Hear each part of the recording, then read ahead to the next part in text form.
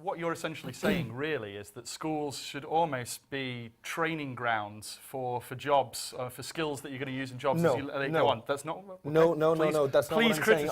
I do think that certainly it'll have that kind of an impact and would be very valuable that way.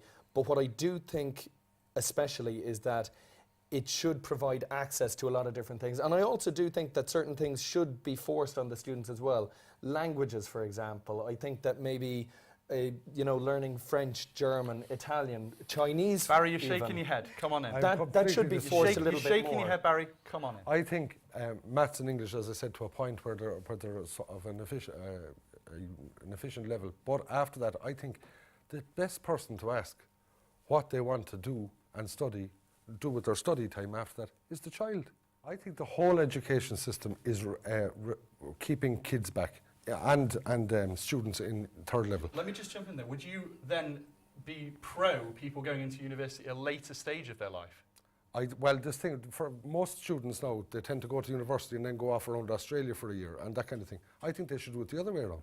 To be honest with you, that is one of the reasons to go to university. You're 18, you want to have a good time, you want to have a laugh, and this is a way that you can do it. Yeah, but costing the taxpayer $7,000 a year per person. Absolutely, but in a realistic kind of way, as long as that option is out there, as long as we can do that, my God, you'd almost be a fool not to do it. But correct. If you want to get a degree or a master's, you have to go through X, Y, and Z. That is the point. And that's why it needs an overhaul. Correct. But how much is that going to cost?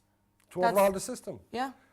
Which the state is not in a position to do that. So why are we even discussing this in the first place? It shouldn't cost anything. It shouldn't cost anything, Ashley. Why? Well, because we have a huge bureaucratic system. That should be done in a week. Tell him. I am telling him. Tell him, go up, do it. The system is fucked. It needs to be changed in a week. And that's in terms of looking at whether or not it prepares you for life afterwards, is the use you get out of your degree. Now, I did history and economics, and I haven't yet worked as a historian or an economist.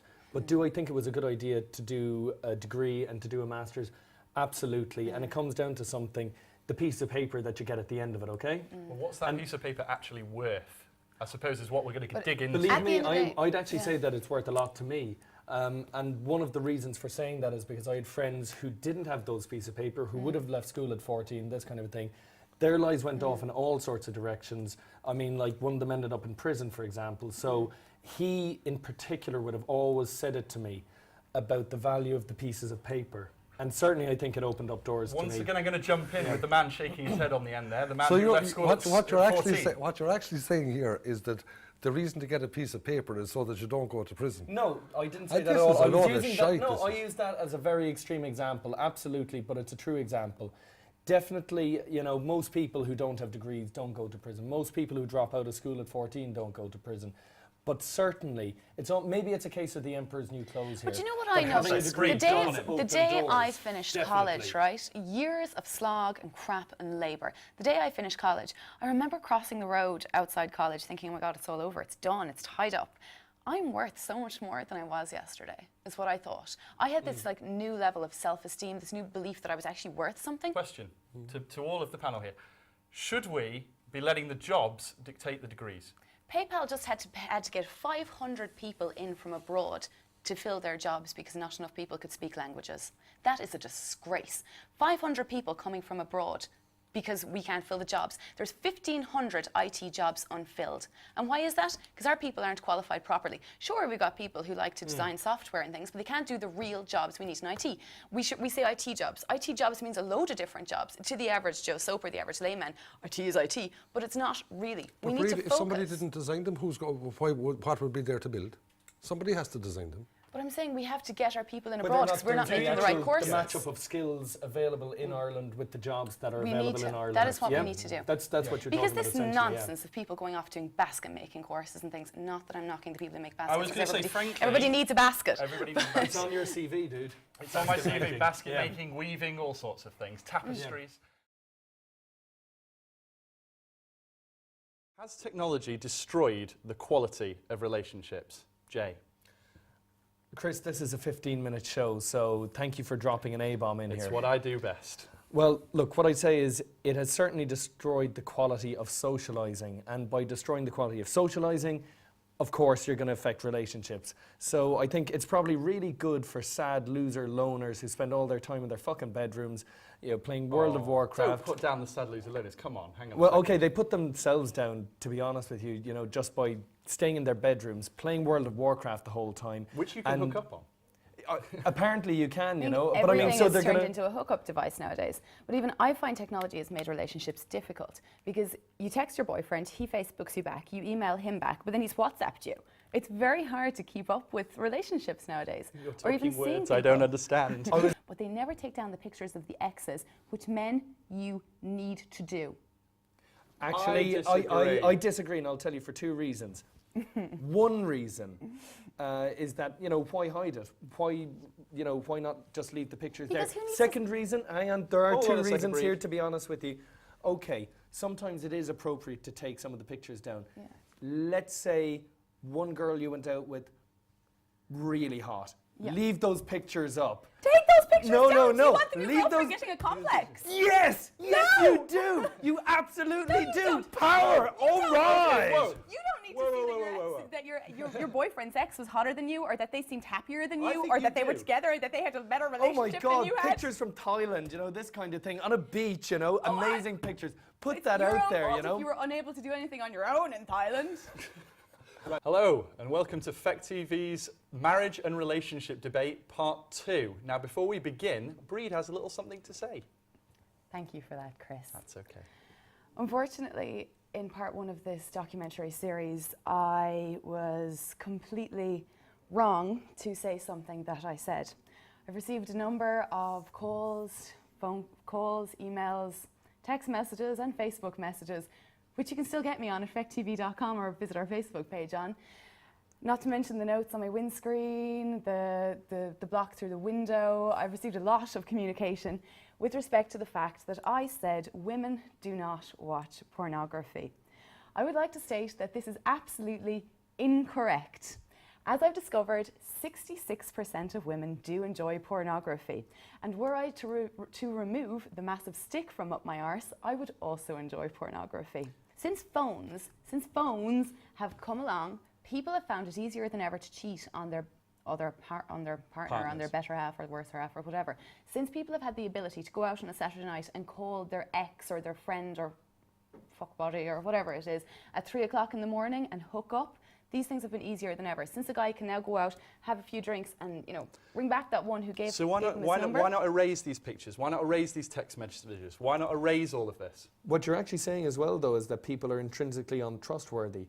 The problem is that people now have the opportunity, but that they were always going to cheat. It was just a matter of opportunity. Yeah, they didn't have the opportunity. It wasn't so easy nowadays. Nowadays, I also reckon people's moral standards are lower, and that's maybe something to do. I'm not pro-religion, but it's probably something to do with the fact that we've given up on the 10 Commandments. We don't care about cheating or about right or wrong as much as we used to. We just care about getting the most out of things. The problem that I'm having here is that the people who are out there who are anti-gay marriage are being tarred with the same brush as those out there who are anti-gay, in the same sentence. And it is absolutely regrettable that that happens. I certainly believe it's regrettable, but I do think that the greater good of society is served by making a clear stand and by saying, okay, we will come out full force, all guns blazing, in favour of this and against this.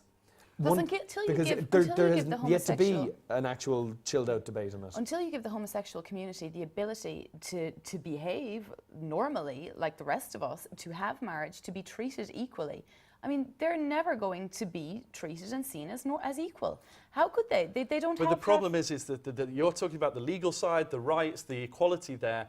The fact is that marriage in this argument is a religious issue. And the fact is the opposition comes from believing in their religious beliefs to stop them believing in gay marriage. The Bible does not say that marriage is a union between a man and a woman. No, it doesn't, but the church does. It. But the church is the one that these people believe, because the church's word on this is law.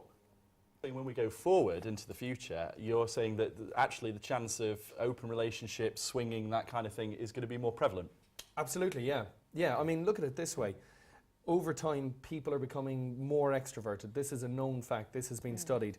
And that makes alternative style relationships slightly less How alternative. alternative are we talking here? Are we going down the dogging route? Are we going to, are we going What that is far? dogging? What I don't know if you really want me to explain what dogging is. I've but- never Go heard. on, go on. Okay, well, let's just say you meet up in motorway laybys for casual sex.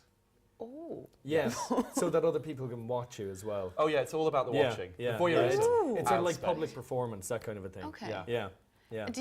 These things are happening. These things are The- happening these more and things more are widespread, Breed. Look, go on to youporn.com. Okay. Type in dogging, and I know about your own particular stance on porn, by the way, Breed, No. but you're learning. You are learning. It's No. an You're- educational process. You know, and well I've done. I know recently- you haven't got the stick completely out of your ass yet, but you know you've got it. It's not wedged quite up. So deep. come on, I'm Jake, going to no. suggest that actually polyandry with one woman with many husbands is a fantastic form of birth control. Actually, interestingly, Rachel Masterson commented on our Facebook page earlier on to say, simply, isn't one bad enough? No, what's clearly not better. Think of it. Think of it like this: birth control, right? One woman with many husbands can only have one baby at a time. Those husbands go off and marry other people. They're creating more babies. Birth control, Okay. polyandry is the way forward. Oxytocin is the long-lasting How we come at the hormone science words. that's produced. And I mean, if you're just going from quick, short relationships to meaningless relationships, you're not producing oxytocin. Well, hang on. You're There's getting a your great quote from depends how Woody good Allen sex is. about that, you know, in terms of casual sex and meaningless relationships. You know, he said, you know, it's a meaningless experience, but as meaningless experiences go, it's pretty fucking good. Was piss news. Yes, business. So a company in England called Captive Media have developed a urinal which basically they've made interactive. Aren't all urinals kind of interactive They are to anyway? a point, but this company, who describe themselves as at the cutting edge of technology, have basically, right, they took a urinal and they put a little TV on top. Okay. Now, when I read that, I was like, whoa, this is going to go one of two ways. But it went the gaming route. So basically, on the Well, screen, what was the other way? porn. I was like, this is going to be really weird in bathrooms. That's not going to help you peeing. No, it'd probably help other things. Like urine all over the ceiling. Nice. The People's Daily, the official newspaper of the Communist Party of China, has named Kim Jong-un, leader of North Korea, as the sexiest man alive. And who could argue? I know, who could argue? Okay, well, I'd also like to quickly cover two apps this Yeah. week. We have the useless app of the week, and we have useful app of the week. I tend to like the useless app more. Okay, well, you might like this then. It's called Who Farted. And basically, when I saw the app, I thought, great, I'll be able to now walk around the office and figure out who's making all these nasty smells. Yeah, that would be brilliant if you could just hold your iPhone by their bums. And It's not that app. you've been doing that anyway. What was that about? I was building this app. Basically, right, it's a whoopee cushion, and you push it, and this happens.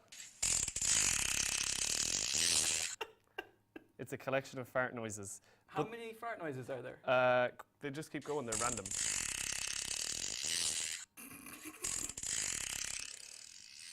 They That was sound a long fairly one. realistic. You see, that's the worrying thing. I'm really worried that these are someone's actual recordings, Yeah. like this one.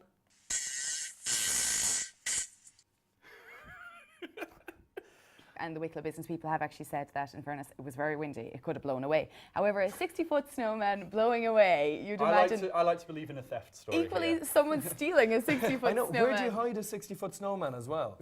You wake up in the morning and you go, damn, even traffic cones are a bloody nuisance in the kitchen. Right, Germany are calling for a ban on bestiality. It was legalised in 1969, surprisingly enough. The 69. Come on. The Agriculture Committee want to amend the law to describe sex with humans as inappropriate for animals. They're voting on the 14th of December. Is monogamy shagged? Jay. Shagged, I think, is a little bit strong, but it's certainly been fingered a little bit anyway. Let me ask you this one very simple question, Breed. Would you rather be the second or third wife of Brad Pitt or the only wife of James Riley?